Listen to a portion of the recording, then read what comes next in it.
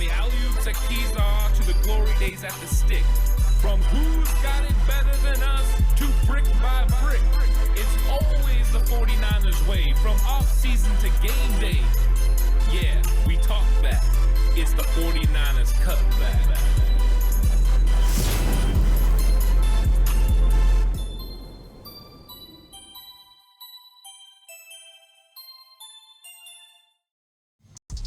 It's 49ers Cutback Podcast time. Welcome to the show, everyone. Time to talk about 49ers versus Browns under further review, which means I've watched the film. I've broke down the all-22. In fact, if you want to see the first half offense, it's available over on Patreon right now. First half defense, I've recorded as well. That will be coming up pretty soon. So all week long, going to be putting out the film of 49ers versus Browns. And it's an interesting one. And I had a lot of takeaways from this matchup. Of course, I love watching game film of the 49ers winning. It's always my favorite, seeing how they executed and how they won.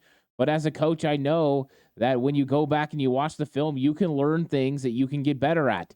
There are things that you can do better that maybe you didn't realize were problems before. You see how other teams put pressure on you to be able to execute at a higher level, and it's an opportunity to grow. And some of the players for the San Francisco 49ers are going to have to grow from the effort and performance that they had against the Cleveland Browns. Now, let's give props to the Cleveland Browns. They're a very good defense. And let's be honest, Coach Schwartz did a very good job of continuing to put pressure on the 49ers offense the entire game.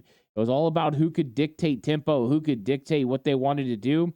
And I felt that throughout the game, the 49ers did good early on, and then it's somewhat changed here and there. And really, once Kyle Shanahan lost the services of Christian McCaffrey and Deebo Samuel, it made it even more tough sledding for that 49ers offense. So it's interesting. We're going to go through the points. We're going to get into all the things the 49ers did well, things that I caught on film. Maybe they need to get a little bit better at. And then some of my observations about what I saw, what Cleveland was doing to San Francisco, and how the 49ers tried to counteract that. I think watching the film, I was kind of expecting it to be worse than it actually was. But, that's how it goes sometimes. Sometimes you watch the game and you have such a negative feeling about what happened that it always is smart to go back and wait and see what you see on film and see if that translates. Sometimes it ends up being worse. Sometimes it ends up being better. And that comes with wins as well. Sometimes you think you absolutely dominated. You find out there was maybe something missing. You weren't as good in execution. You didn't handle it as well. And then sometimes you executed really well, but you still didn't get it done. It's an interesting factor in this game, and I'm looking forward to talking all about it. So that's what we're going to get into in this because we've got to get into why the 49ers weren't able to defeat the Cleveland Browns and improve to 6-0. Of course, they did get some help along the way. Philadelphia Eagles lose, Seattle Seahawks lose, so they stay the course as far as rankings in the conference. But you got to feel like you missed an opportunity to kind of stretch your lead away from both those teams. And now Detroit Lions are in the mix as well. So a new contender is right there with the 49ers and with the Eagles. Football is back, and Bet Online is your number one information source for all your sports wagering info with all the up-to-the-minute stats, news, scores, and matchup breakdowns. Get the latest game odds, spreads, and totals from the NFL and college football at your fingertips with Bet Online's real-time updates on statistics, news, and odds. From week 1 all the way to the college football playoff and Super Bowl, Bet Online gives you access to the best football promotions and contests available anywhere online. Head to the website today or use your mobile device to get in on the action. Remember to use your promo code BELIEVE, that's BLEAV in all caps, to receive your 50% welcome bonus on your first deposit. Bet Online, where the game starts. I want to get into this, and I want to start on the offensive side of the football. I think that's the spot where most believe that's the biggest, probably biggest problem for the 49ers in this game was their inability to consistently put up points against a Cleveland Browns defense that we knew was very good, right? They only gave up 71 yards per game entering the game on the ground. They only gave up 125 yards per game through the air. They were just very stingy. I think one of their bugaboos was red zone efficiency, being able to stop teams on the red zone, and that proved to be a problem in this one. 49ers, 2 of 3. So when they had opportunities, they were successful in the red zone. In fact, I'll talk about the one opportunity they could have scored that really could have put this game out of reach if they would have got to it. And that's Christian McCaffrey got the ball in a pitch play to the outside, and they're literally a Jawan Jennings block away from it being a touchdown. Jawan Jennings doesn't come up and help George Kittle on what should have been a duo block, and they leave some separation. That allows Rodney McLeod to get up the field. He changed the line of what Christian McCaffrey wanted to run. If he doesn't change the line, McCaffrey's able to beat Thornhill to the sideline or to the spot, get vertical. It would have looked very similar to Jordan Mason's touchdown run against the Dallas Cowboys last week on Sunday Night Football. But what happens is Jennings isn't there. McLeod gets upfield, changes the line that Christian McCaffrey was running just enough to allow Thornhill to get there. McCaffrey eventually gets tackled down after a first down run of 6 yards, but it should have been a touchdown. There was no one else there. Those little subtle things that are missed, the execution issues for the 49ers were apparent in this game. Some of that you got to give credit to the Browns, for playing hard, for making the plays that they made, but opportunities like that is just a brain fart. You could see Jawan Jennings trying to recover and make the play, but the damage had been done. And sometimes that's the difference between a touchdown and a big play and a play for 7 yards. And unfortunately, that cost the 49ers in that red zone opportunity. They were unable to get into the end zone. And of course, with them losing by 2 points, that's a big change because a field goal, now you take the field goal off, you put that 7 points, and now the Cleveland Browns would have had to score a touchdown instead of a field goal late. It could have changed things up. But the 49ers faced 8 in the box pretty much the entire game. Cleveland was very content with leaving a single high safety. Most of the time it was Thornhill. He was in the back. They would brought Grant Delpit into the box, and they would bring Rodney McLeod in as well, and they would have 8 guys in there. And to be honest, the 49ers had great success running the football against the 8-man box all throughout the first part of the game. That first drive of the game, the 49ers basically ran the football consistently, whether it was Deebo Samuel on the jet sweep or Christian McCaffrey running inside. They did a really good job of being effective running the ball against this unit. But later on in the game, it was a lot harder. They weren't as good running against that 8-man box. It felt like at some point they needed to be able to do some things in the passing game, and some things were just missing in the passing game. So the early success, really, I thought they were going to get into some play action and take some shots. But what's interesting is the first forward pass that gets thrown is actually the little shovel pass by to McCaffrey for a touchdown from Brock Purdy. I felt like even though the offense was in rhythm, I'm not sure Brock Purdy was in rhythm. So I'm surprised that when they come out and the next drive, the very first pass they throw after the Fred Warner interception ends up being a screen. And the play gets blown up. Owosu Karamoa, Jackson did a really good job of reading it, got over the top of our linemen before they even had a chance to get set. And McCaffrey gets dumped for a 6-yard loss. That was huge in this football game. Because what happened is that negative play changed up how the 49ers approached that drive. They went from being aggressive and trying to get a touchdown to trying to make sure they could salvage getting points. And that's a huge difference from how you go about attacking. The next pass they try to throw, they're trying to cut it down as far as distance that they need to get on third down. They throw a slant pass, Brock Purdy's first actual forward pass of the game, and it's not successful. He throws it a little bit behind Deebo Samuel. It gets knocked away. So now the 49ers have a long ways to go. And we all know that they're not able to get the first down. Jake Moody misses the field goal, a 54-yard field goal, which in Cleveland with that swirling wind and what was going on weather-wise was a difficult kick. We even seen their kicker miss one as well early on in the football game as they were trying to figure out and navigate through the wind situations. Those are some of those things that are tough. And so that was a missed opportunity. You're at the 25-yard line after Fred's interception. You need to have positive plays. I really thought the 49ers would come out and run a play action, getting Cleveland to engage. They were flying around engaged to try to stop that run they couldn't stop on the first drive and find something down the field. Kyle thought he would use their aggressiveness to try to make something happen against them by hitting the screen. But Owusu Karamoa and Jackson on that play without Deebo being on the field absolutely focused full-fledged on Christian McCaffrey. On film, I went over it on Patreon. They just focused on him the entire time. They never took their eyes off him. So as soon as they saw him go out in the flat, they were there with him. It's a great from them, realizing what they're looking at, not worrying about what Ray McCloud's trying to do, but focusing on McCaffrey. And that's sort of the Deebo Samuel effect. If teams are going to focus that much on McCaffrey, then you can use Deebo effectively. And that's why Kyle ran him in the jet sweep early.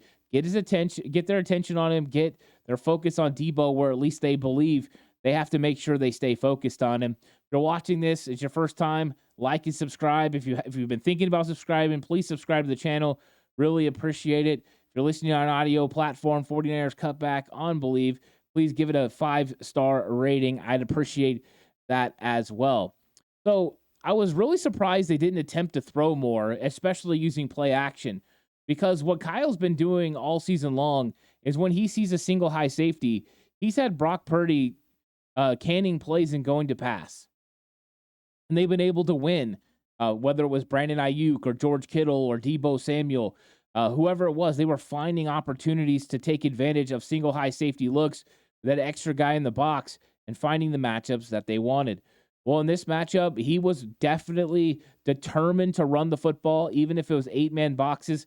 I think he wanted to limit the amount of possessions each team had. He wanted to wear down the Cleveland Browns defense. And ultimately, the possession was pretty close as far as time. First downs were pretty close as far as conversions. Of course, 49ers struggled on third down. Cleveland Browns only give up third down conversions at 22%.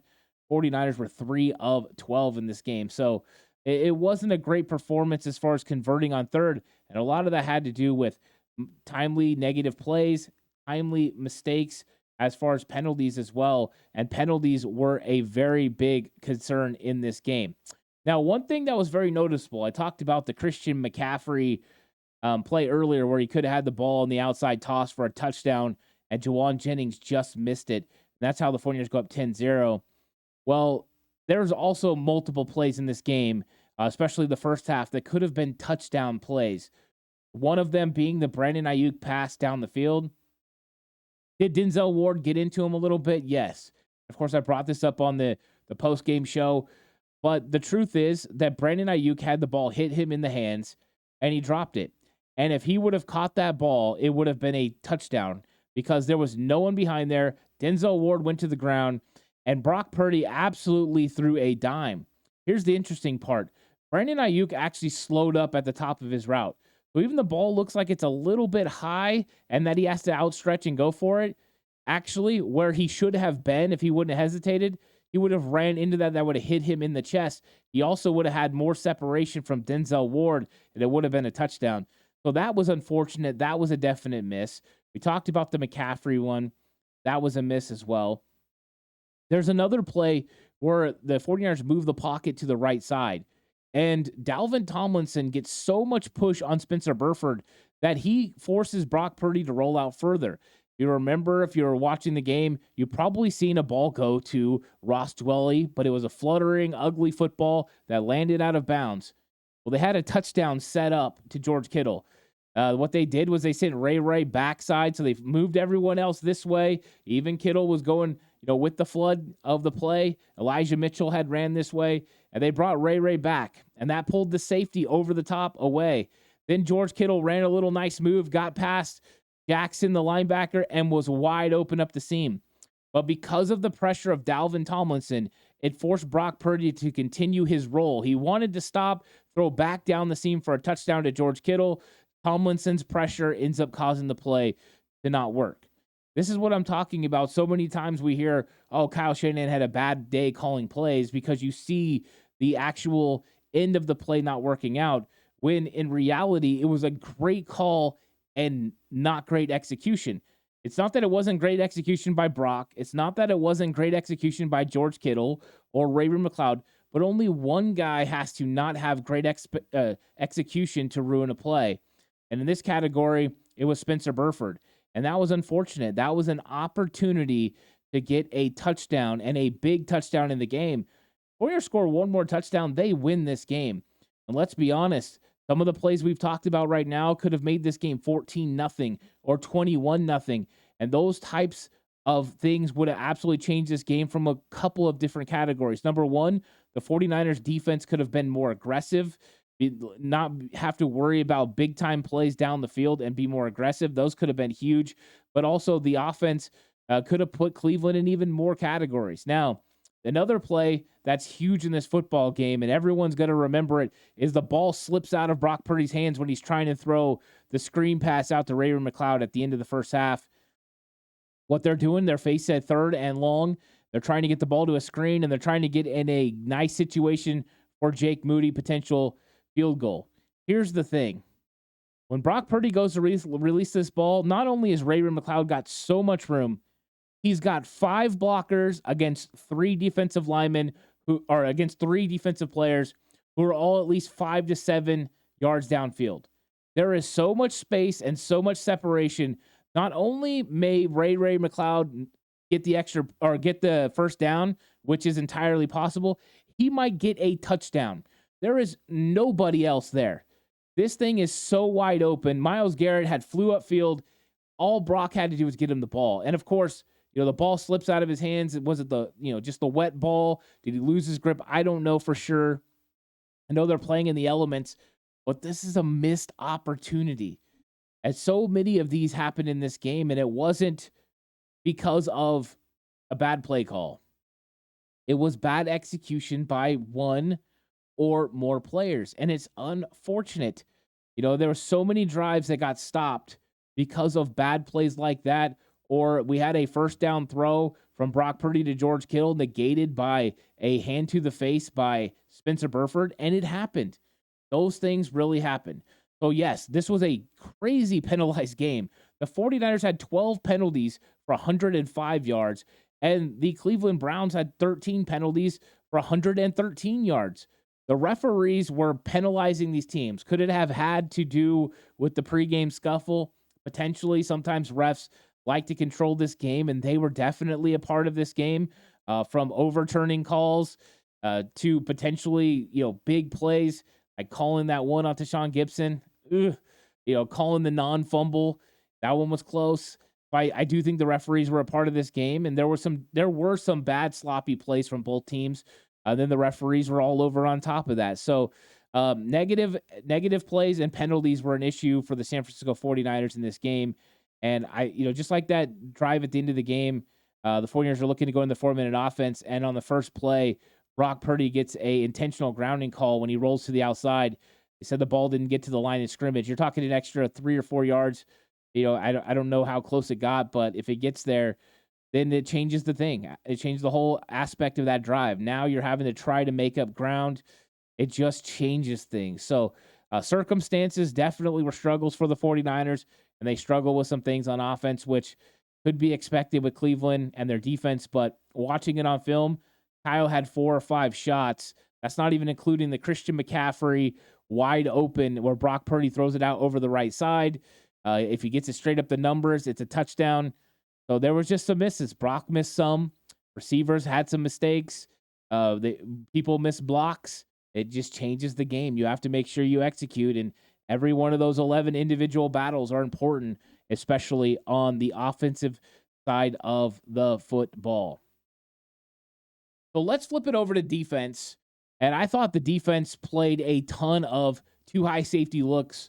I think more than I expected them to, maybe more than they needed to run.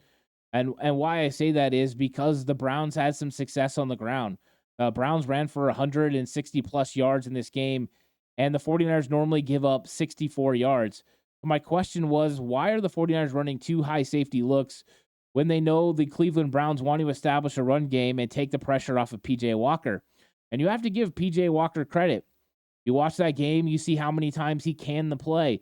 He switched. He would see the too high safety look, see the 49ers adjust to it, and be willing to go with the run. And the 49ers gave up some big plays on the ground because of it. And it didn't start that way. The 49ers defense played great against the Browns in the first half on the ground. There was a couple of runs here or there that were successful. A big run by Goodwin on a reverse that was successful, which you guys know that was something I talked about during the week. But I thought there were some successes for them on the ground, but really the 49ers didn't give up big plays on the ground until later. It felt like they were kind of wearing them down a little bit. So I wonder, and I don't know why Steve Wilkes decided to do that. Maybe he was worried about Amari Cooper being able to get a big play. I mean, but besides Amari Cooper, they don't really have big play potential players. Yeah, they have speed with Elijah Moore, and they have speed with Marquise Goodwin, but those guys haven't exactly had a lot of explosive plays this season as far as catching the football, and they didn't in this one either. I think one of the things that the 49ers definitely struggled with a little bit was Amari Cooper. Cooper had the one, unfortunately, where Deommodore Lenoir fell down, and I saw that, and basically Amari Cooper ran a great route.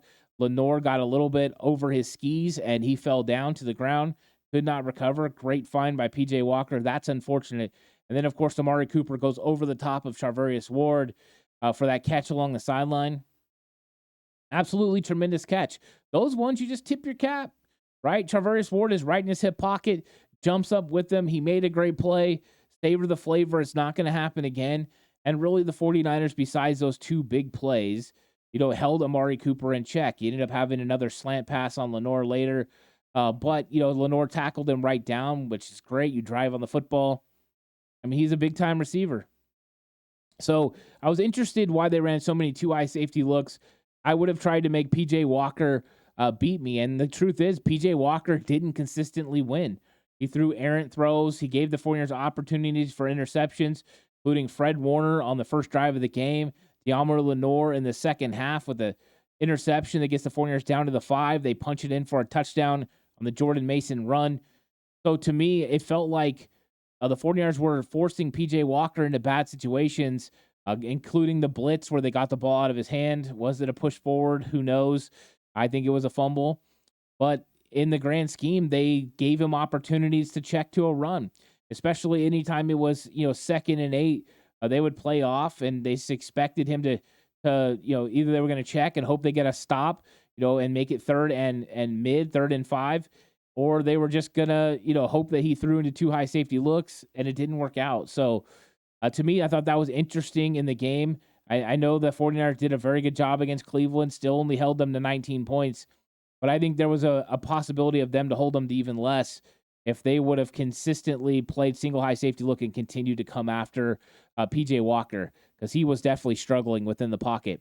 I thought the defense played well, though. As much as they gave up some plays, I thought that they played pretty well. They still won the turnover battle. They forced 2 turnovers in the football game. Cleveland was 3 of 13 on 3rd down, which means they played very efficient on 3rd down. They were able to get stops, force field goals. They did a really good job, and I thought you can continue to build off this defensive performance. I thought that Randy Gregory looked really good in his first game. Excited to see him out there. When he got out there, he set the edge well against the run. He got a pass rush on the opposing team, including 3 hurries and 1 sack in 24 snaps. I expect Randy Gregory to get a bigger role. And now what you thought was going to be a 2-part harmony between Cleveland Farrell playing on early downs against the run and Drake Jackson rushing the passer, I think is going to become more Cleveland Farrell on early downs and Randy Gregory rushing the passer. And at some point, maybe Randy Gregory all the time with Cleveland Farrell playing with that second unit. That's how good he was playing, doing a good job setting the edge, leaving his outside arm free. And I thought from his play, he showed that he's a 3-down defensive end in this league. And of course, he's proven that before in Dallas, but it's on display again. So I thought that was interesting. So I think Drake Jackson, he's going to have to step up if he wants to be playing in these games, because now Gregory is taking over his role as the pass rusher in obvious pass rush downs. And Cleveland Farrell continues to play really well against the run. He's very good at it. So they're good in that type of situation. I thought the D-line played pretty well. Kinlaw put pressure again. He was the one that's in P.J. Walker's face when he throws the interception to Deommodore Lenoir. He was a consistent disruptor. And so I thought the 49ers defensive line played pretty well. Would like to see them get home for more sacks. The 49ers had to engineer some pressure using the blitz with Oren Burks, with Isaiah Oliver. But, one of those things you just got to continue to work on. And we'll see how they continue to develop. Another thing is they absolutely missed Dre Greenlaw in this game. That was one of the things during the week. I got a text from a friend I do a show with on Patreon, Jay Hill, and he was saying, "Hey, this is the week to sit Dre Greenlaw, because if you sit him, you're playing against the Browns. They don't have Deshaun Watson. There's no Nick Chubb." And I said, "You don't realize how good Dre is." And he goes, "Well, we got Oren Burks, and hey, I love Oren Burks, but the difference is Oren Burks normally plays between 20 and 30 snaps, and he plays the Sam linebacker spot.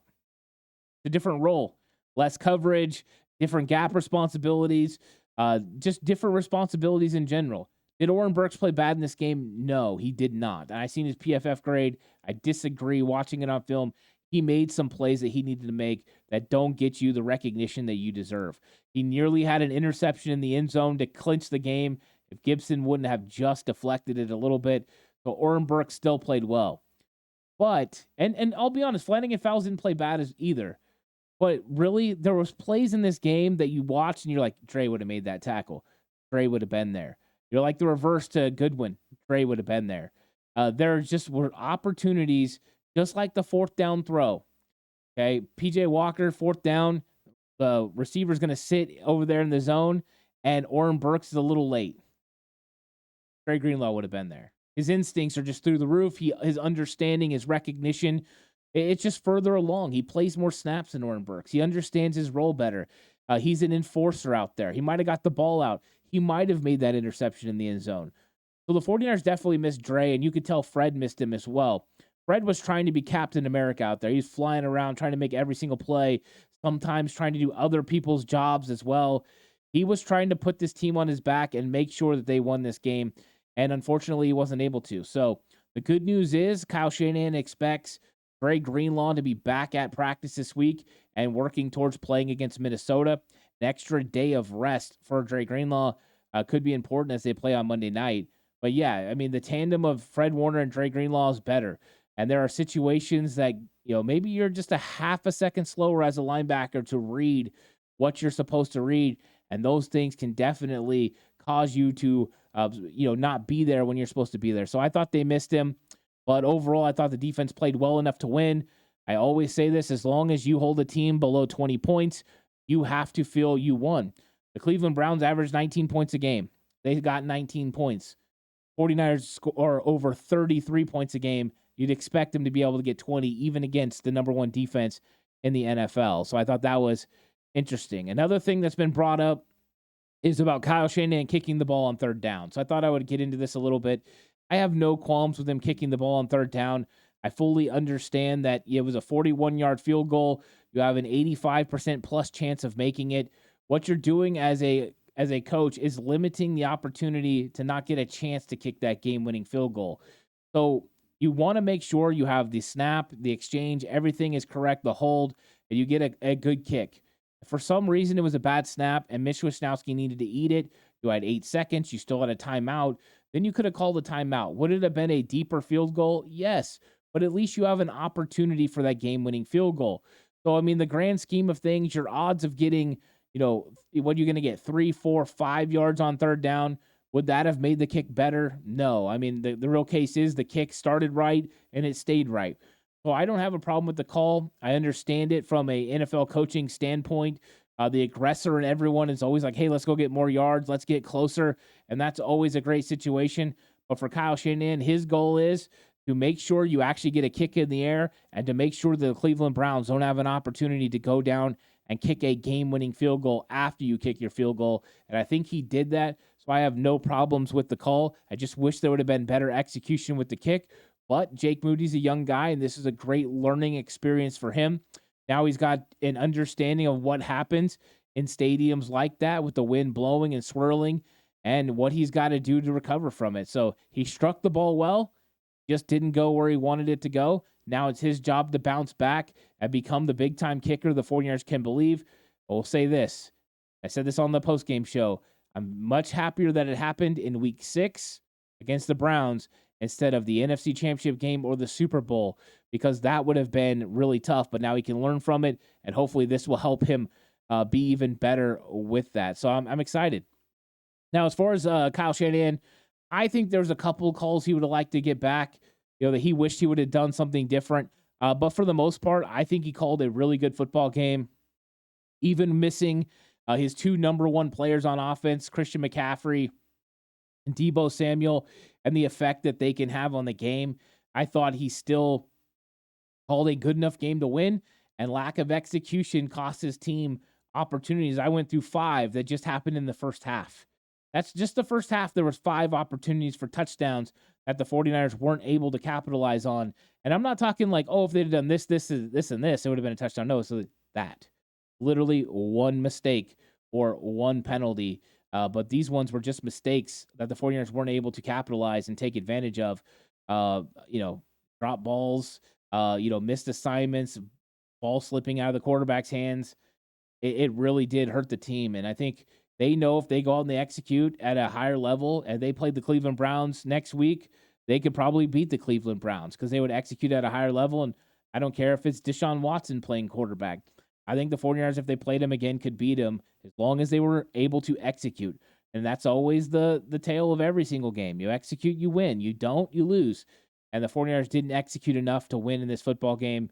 Say that, even though they did execute enough to win in this game, because let's be honest, if they get the stop, the Deshaun Gibson penalty, that's a stop. 49ers probably could have ran out the clock after that. They get the Brock Purdy drives the 49ers down the field, and they get the field goal opportunity they just missed. Those are opportunities to win the game, even when you didn't execute as good as you could have. That's a sign of a good football team. You don't execute well, and you don't play as good as you thought. You're penalized more than you've ever been penalized. And then at the end of the game, you still have an opportunity to win. You got to think that, hey, we're going to make things go right. We're not going to let this happen to us again. So tighten it up. So as far as injuries go, Deebo Samuel listed as day-to-day for the San Francisco 49ers with a shoulder injury, but both the X-ray and the MRI came back negative for anything serious. Trent Williams day-to-day with an ankle. Fully expect him to have an opportunity to play this week. We talked about Drake Greenlaw coming back. George Odom had a leg contusion. Looks like he's day-to-day, and he'll be back. And then Christian McCaffrey, as of time of recording, was getting an MRI, so we'll see what happens and what's revealed about his oblique. So they could be relying on Elijah Mitchell and Jordan Mason against the Minnesota Vikings. And, of course, we'll be getting all into 49ers versus Minnesota Vikings coming up this week. But this is my upon further review. What I saw from the film and what stood out to me is lack of execution led to the ultimate demise of the 49ers. There were some help on some bad calls. There were some legit calls as well. The referees weren't all bad, but I thought they made bad calls against the Niners. They made bad calls against the Browns. I just thought the bad calls against the Niners were a little bit more significant in situations that could have ended the game for the 49ers. So thank you guys so much for watching. I really appreciate it. Like and subscribe to the channel. If you're listening on an audio platform, 49ers Cutback on Believe, please give it a 5-star rating.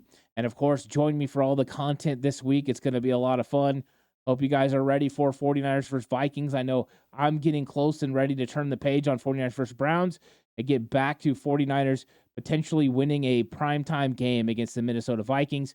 This episode of 49ers Cutback is brought to you by Bet Online, where the game starts. So until next time, stay safe. And remember, the right way is always the 49ers.